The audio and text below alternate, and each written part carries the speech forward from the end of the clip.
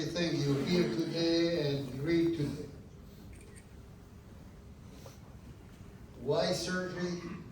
Because the goal of surgery is cure. Once you get that tumor out completely, the chances, that's it, is for the rest of their life. The burden, the responsibility of you is to have them the MRI without a tumor and the patient fully functioning well or improving. So that's the goal of surgery. That's diamond. That's forever.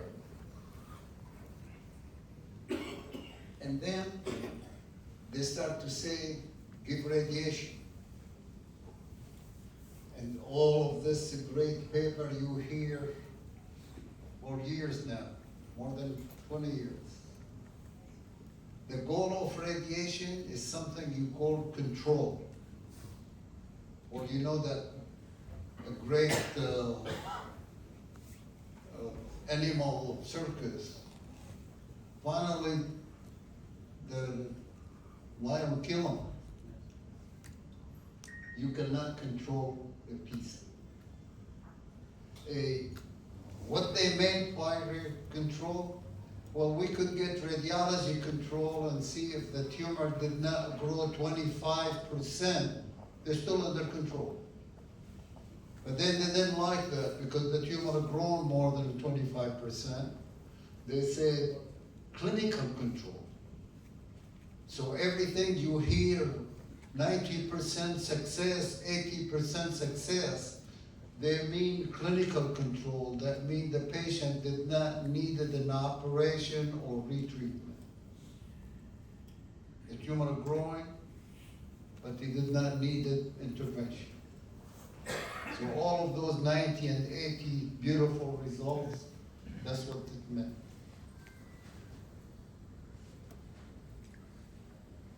And you can't stop them because there is millions and millions of dollars spent on machines. Now, after the gamma knife, a proton beam everybody wants. The proton beam machine is $200 million. Every hospital is gonna go and buy proton beam for $200 million so you can. So we have a super machine and they're writing a rosy superlative results. If you look at the web on PubMed, thousands of articles written last year on 2,000 every year on how good radiation for meningioma. Lancet, the great journal, the NIH, the great journal, the guideline now, there is a guideline you have to follow. Radiation. If they don't get them out, you give radiation. 10. Give me the results of passing 10 years for meningioma. And if you read those articles very carefully, the control drop after 10 years, less than 50%. If you look of the patients who were treated, that's not my article, that's their article, about how good the radiation. If you look at it, these are the survival curve. Meningioma, after 10 years, 50% of the patient will die. And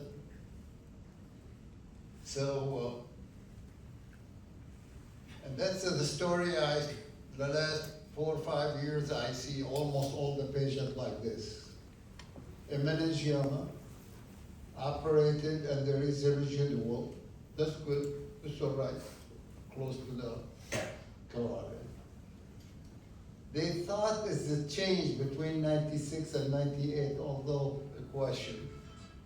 So they gave gamma knife. A few years later, Look at the tumor grown very aggressive. Operate on him, now it became atypical meningioma. Take it out, and then became fully malignant tumor. When we look at the patient who transformed, they were benign, became malignant meningioma. 89% has radiation, 89%. And simply the treatment in meningioma, in this whole world right now, unfortunately, turning the sheep to a wolf. Nobody believe, it's my personal bias. Here's the study. We looked at all Brigham Hospital and Harvard patient over the last 30 years, not my patient. 2,490 meningioma. Among those 200, there was 379 are giving radiation. Here the statistic of them is not a problem on the type of the radiation, but look what happened. When you look at 10 years, overall survival, 58%, that's mean half of them dead. If you look at why they die from the tumor itself, 25% from the tumor in 10 years. If you look at the clinical control that they talk 80% and 90%, at 10 years, maybe 80% at 3 years, but at 10 years, it's 37%. Malignant transformation, which is the worst thing. We're taking a very benign tumor, the patient will live with it without touching for years. And 30% convert to malignant transformation. We looked at another way of it, that the patient who got the operation had residual, and nobody touched him after the residual, just follow up. And the patient who had an operation, had the residual, and got radiation. See what the difference between them.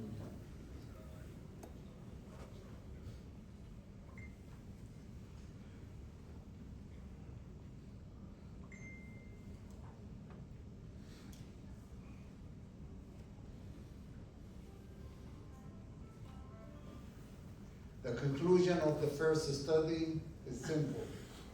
On a follow-up beyond 10 years, irradiation of meningioma.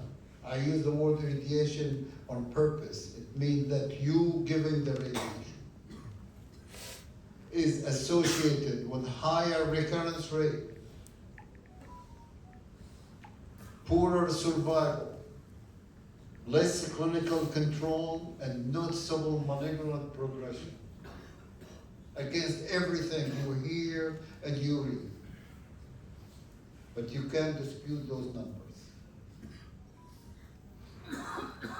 Study 2, like I told you, we looked at the one which has some tumor left after the operation and did not get radiation, and the one which has tumor left after the operation but got radiation. Look the difference between them. Overall mortality, after 10 years we're talking. Overall mortality, 4% if you don't radiate, 26% if you radiate. Recurrences, 10 years, 97% versus 93%. A progression-free survival. If you do not radiate, 77% good. If you radiate, way down to 23%. Clinical control, if you don't radiate, 87%. If you radiate, 37%. All the statistics, nobody believes all of those journals send it back, the statistic is not right. We made the most strange, difficult statistic analysis. The results is all the same. On a follow-up beyond 10 years, the World Health Grade 1 meningioma, residual, if it was irradiated, have a higher mortality, higher recurrence, further intervention needed, and higher malignant transformation. We finally got it to be accepted for print because nobody want to touch it. The conclusion, stop radiating meningioma for God's sake. So what to do?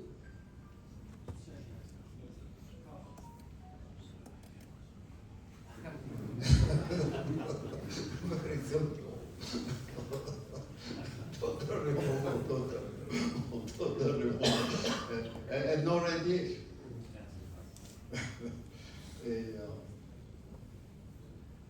So here a case, a clinoidal meningioma. What kind of operation you need to do? Like we talked yesterday, you can see this is a clinoidal, the bone invading the anterior clinoid. So you want to achieve Simpson grade 1, that means the tumor, the dura, and the bone. So here, the tumor is exposed. I call them DD. My daughter, I call it DD, and I love meningioma, I call them DD. You expose them, this row, and then you devascularize, then you debulk. Then this is now the operation. You see the dura around it? Not that lump. The lump is simple. You have to take all of that dura, all of that bone, take out the whole anterior clinoid. Thank you, Dr. Najjar. More bone removal. Open the optic canal. Remove the tumor from the optic canal. And excise the dura till you see a perfect dura.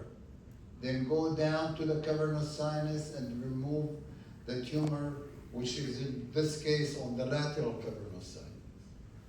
That's Simpson grade 1. The chances for recurrence, I think, is less than 5%.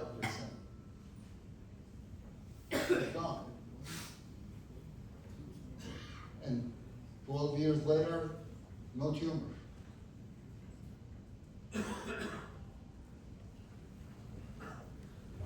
You could do that and then do that. But once you really have the experience and have the skill, you could carry that attitude of, don't call it aggressive, I call it the right things to do, to a very difficult place. Probably the most difficult place is the torcular. And the torcular, like Dr. Al-Ghaffari yesterday said, if you have to leave a piece on the wall of the torcular, you do not risk the danger of the torcular. But here a case. This is Dr. Aboud 10 years ago showing that the sinus or the torcular had two walls, inner veins and outer dura. And here again a new dissection, which shows it very well. That's the dura fibrous and then the venous wall. So if you look at them, you could go between the venous wall and the endothelium and the dura wall. Right here, there is just collagen. So under the microscope then, you could separate the tumor, leave the turcula intact with the endothelium, and operating in that plane of collagen.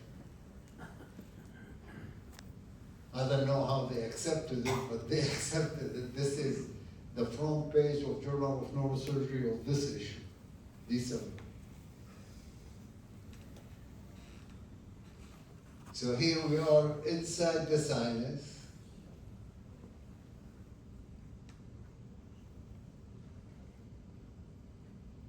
You see the blue wall of the turcula. We protecting it. And they're removing everything outside it. Don't do that. I'm just telling you, once you have a big experience, how far you could carry that idea of radical resection. And here she is fine. And the turcula is open.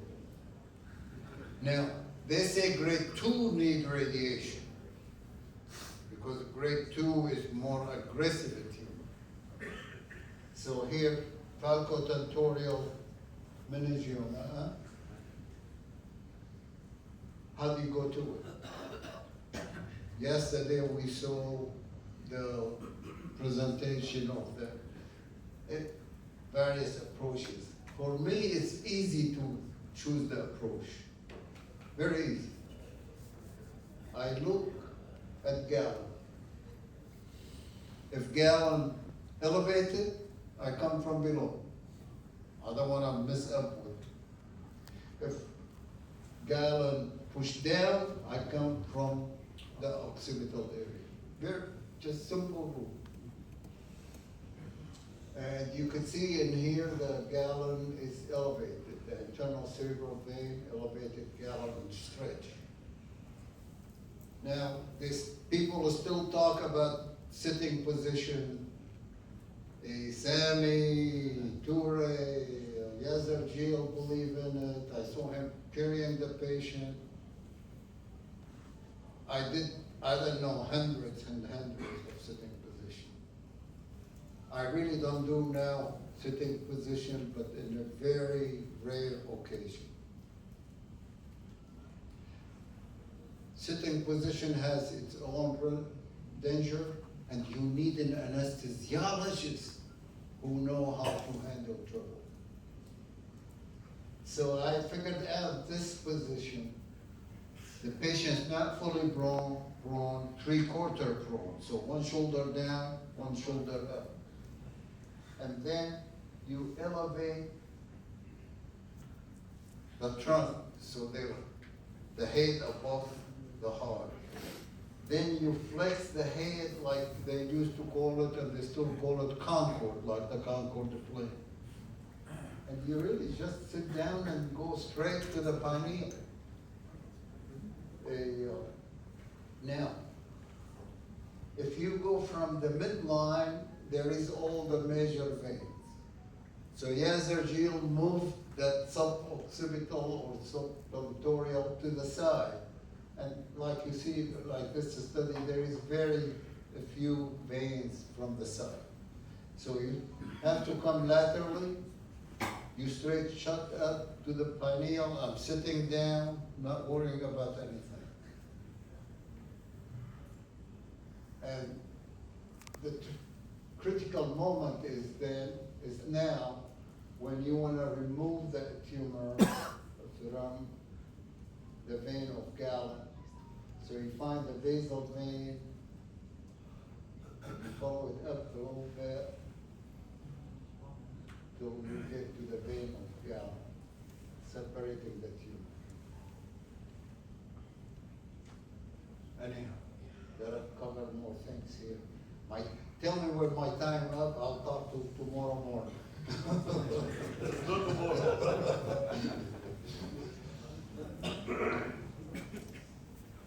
Where the surgeon really backed off, okay? With the petroclival and the clival meningioma. they're the devil. Yes, they are devil. They're very challenging, but we could kill them.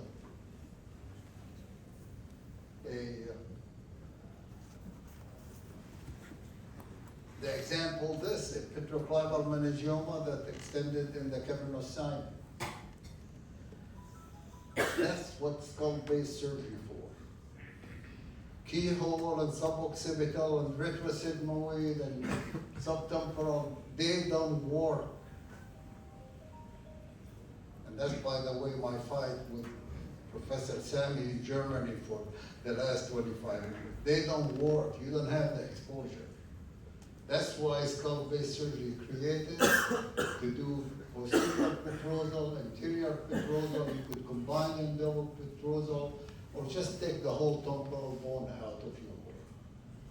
So here, double petrosal for this case, the petrosal vein, the tumor is on the surface, separating, looking for the fifth nerve, releasing CSF,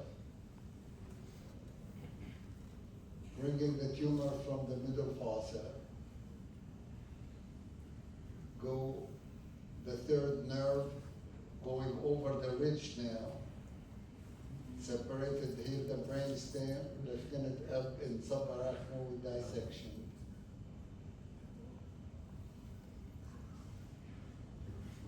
And then once this got out, we go further in the middle fossa, in the cavernous sinus, V2, V3, the carotid in the cavernous sinus. Then we cross over to the other side, enter the hypothalamus, to the sixth nerve, and the basilar artery pushed all the way to the other side. You have the exposure, it's gone, she's gone. And if you do that for the true petroclival meningioma, it don't recur. The problems was the venous anatomy. We learned it, so we know how to respect anatomy. 1986, hemiplegic, dysphasic, temporal lobe venous anatomy. 1995, multiple intraventricular hemorrhage from high venous things. Veins, veins, veins. I call this the Bermuda venous triangle. Now, one other principle. If you take the ventral foramen magnum meningioma,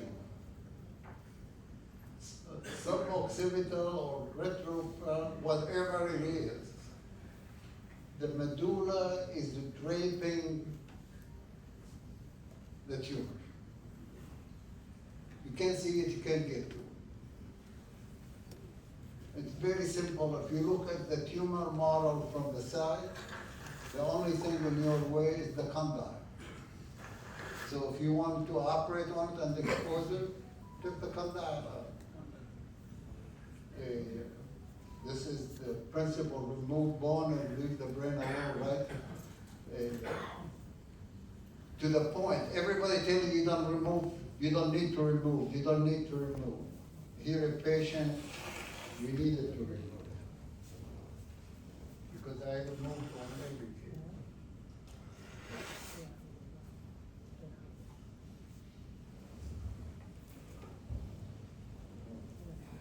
So we drilled the condyle, and I drilled it well. We opened the dura.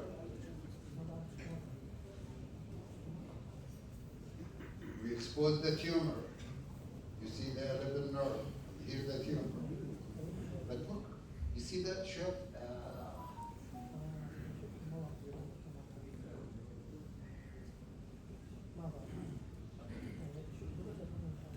Sorry.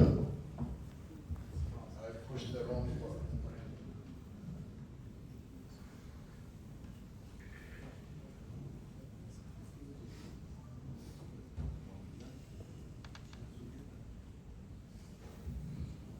Okay, so we drilled the dura, we drilled the bone, we opened the dura.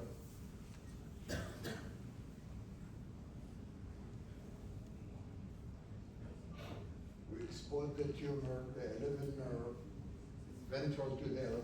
Let's look at the bone shelf here. I'm not getting even with the clivus, or the rim of the foramen magnum, the shelf, in my way. So what do? Go back and drill more.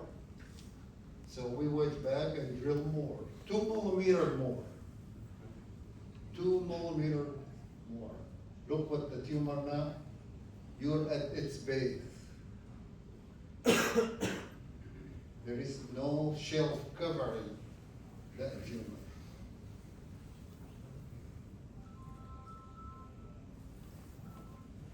Drill the bone, leave the brain alone. Now, the secret of all meningioma surgery is coming. This is obviously foramen magnum, big, but look at this. You have to operate between 2 arachnoid membranes. You slide one from the other. There is no capsule outside to bring it in. You have to deflate it to operate between 2 membranes. Just teasing one membrane from the other. With this, you save all the vessel, you save all the perforated. In other words, you have to be Spider-Man between the 2 arachnoid flares. And that's it. If you could do that, we'll be all of her nerve fine. We'll be all of her life fine. All of her function fine.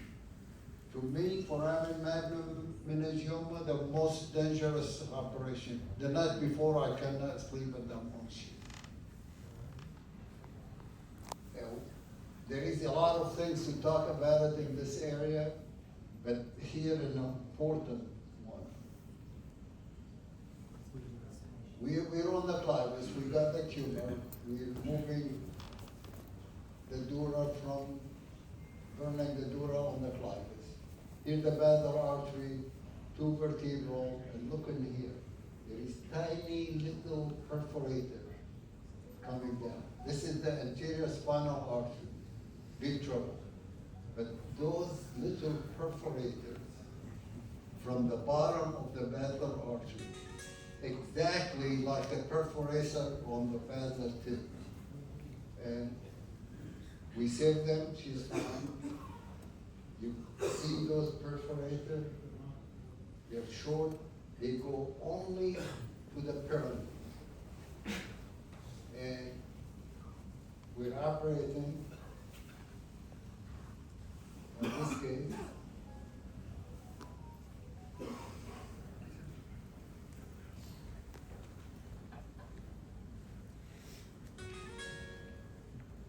Here it is. Now look at those perforators.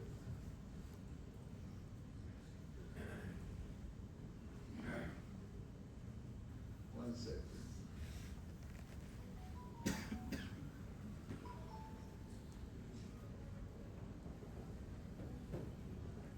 Vertebral artery. You see the perforators, those little tiny hair vessels? You see them better? You see them? You can't see these unless you have a large, high magnification. While we're operating right there, the monitor said, I lost the motor function. We asked him how the SSEP, he said SSEP normal. Loss of total motor function, and that's SSEP normal. We thought he's technical. We waited till she woke up. She woke up quadriplegic. But sensory is perfect. The arteriogram, the anterior spinal artery is intact. Those small perforators. The MRI, you could see ischemia is just in the pyramid.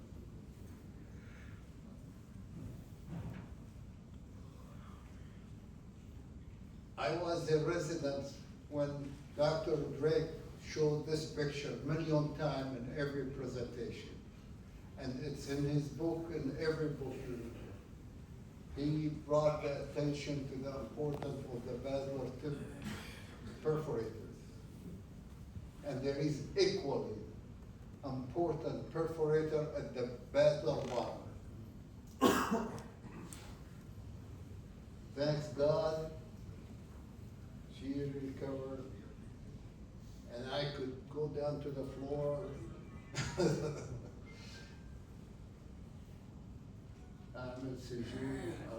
Okay, we took too much time. We need to close, right? And thank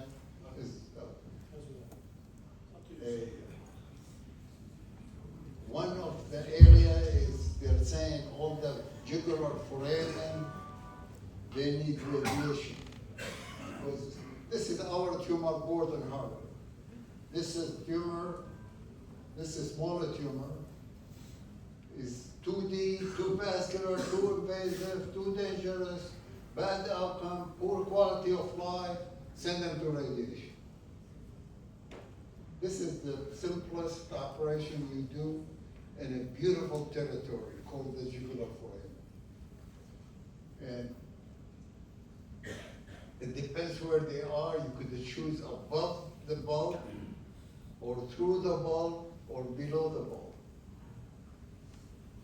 Not gonna go in any detailed technique, but this above the bulb, you could keep the sigmoid sinus intact.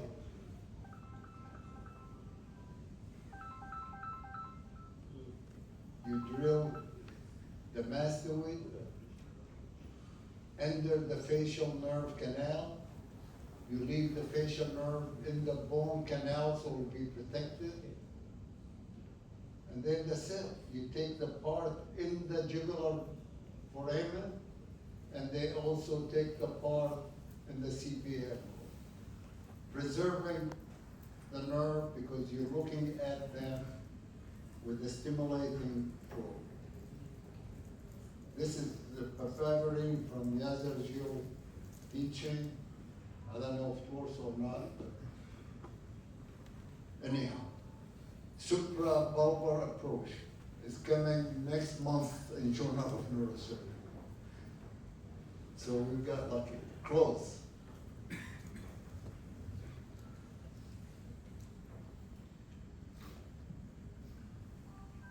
She's fine. Now, to close really, the optic nerve is involved so many times in multiple meningioma. It doesn't matter if tuberculum cell meningioma, or it is sphenoid meningioma, or if it is optic nerve meningioma. Surgery is the friend of the optic nerve. Radiation is the enemy of the optic nerve. So we open the optic canal in all of them, and if the tumor involved, we remove it. If it's surrounding, we dissect it. And they're saying they could do that from the nose. No, this is not an operation for the nose, from one nostril or by nostril. You know what the impossible meningioma? We'll close on the impossible. The impossible meningioma is this little thing. Optic sheath meningioma. That's what they need. They say nobody should touch them surgically. Stripping meningioma of the nerve has always resulted total loss of vision. Don't touch them. So I spend hours with the patient, tell them that's what the people say. And there is a danger that you lose vision. But I thought of them that they're coming from the dura, so they're not in the optic nerve. There is arachnoid between them. There is arachnoid plane. And in the beginning, there is very clear arachnoid plane. This is also from Journal of Neurosurgery. You see? Stage 2, it will close. Stage 3, that's it, no more arachnoid plane. Stage 4, it infiltrate the nerve. So if you get them 1 or 2, you could separate them. And you could, you see this is 2, see the optic nerve, see the tumor, got separated, etc. The vision got better. Not lost, but got better. And here all the patients we did with this, they're publishing. Conclusion for the session. معالي الوزير is busy and من كرمه وفضله he stayed the whole thing. The conclusion, as is true in all other intracranial tumor early diagnosis, simplify the operative procedure, reduce the danger, and afford the patient the best chance of life and preservation of function. Who said that? Gandhi in 1922.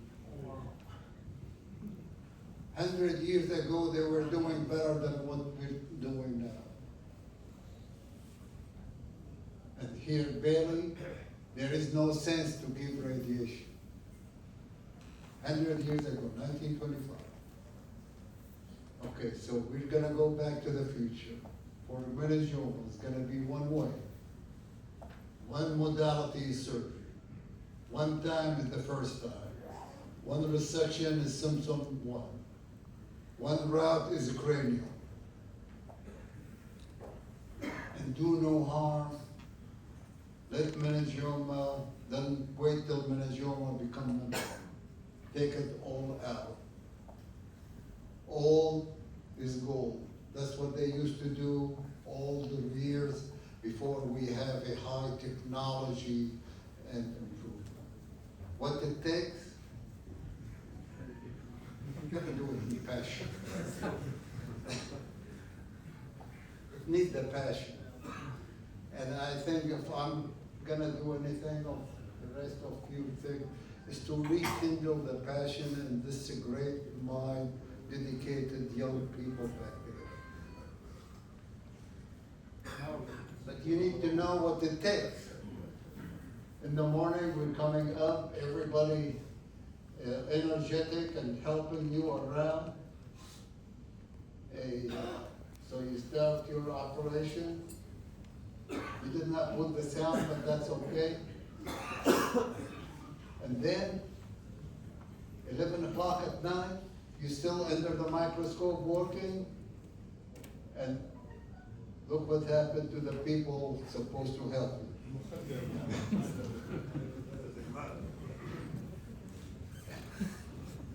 Yeah, we need the passion. Thank you again. Thank you.